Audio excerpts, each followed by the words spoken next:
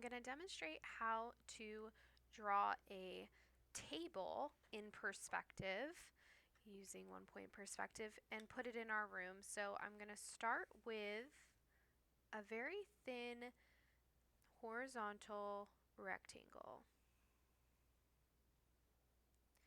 And I'm just not going to be very thick at all. Just a long, thin rectangle here.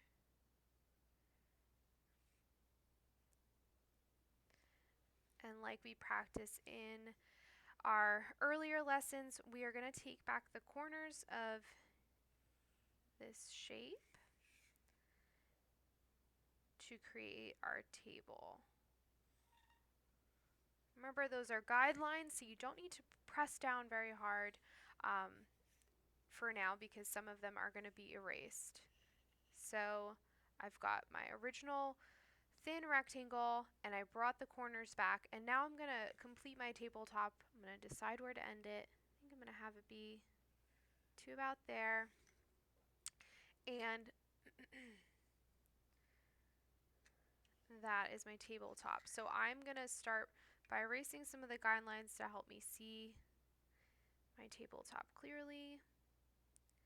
Sometimes I wait till the end of my drawing to do this, but for this little demonstration of just this, I wanted to show you what it's going to look like once you are complete with it.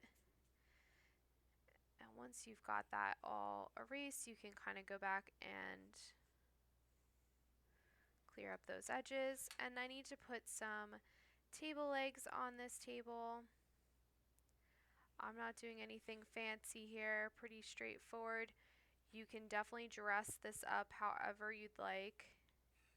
You could do fancy table legs, something like that. Also, to create a chair, it is a little bit tricky. You can even just leave it as a table for your purposes. But if you did want to create a chair, you're going to kind of use the same idea of creating the thin shape here first before bringing it back. So I'll demonstrate with one chair here. So I'm going to have my seat be here. And again, it's not going to be particularly thick. And for the chair, I like to make a guideline for where the corner of the seat is going to be, which would be where the end of the seat comes to the top of the chair here. So I'm going to use that line and go off of it and create a vertical line for my seat back. And then I'm going to bring the top of it back to the vanishing point. So you'll see now, kind of have the outline of a chair here.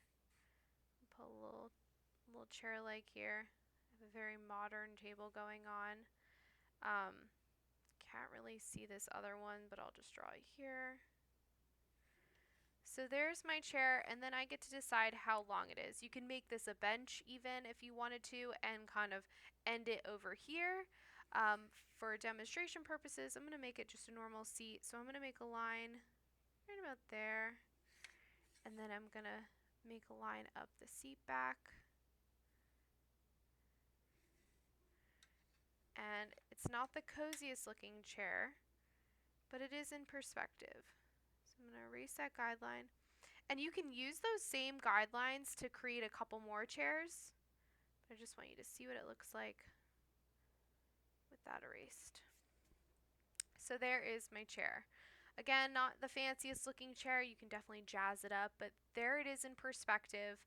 You can add your own details to the table, like a tablecloth or a seat cushion, different table legs and chair legs. This is just to get you the basic starting point to create a table and chairs for a dining room.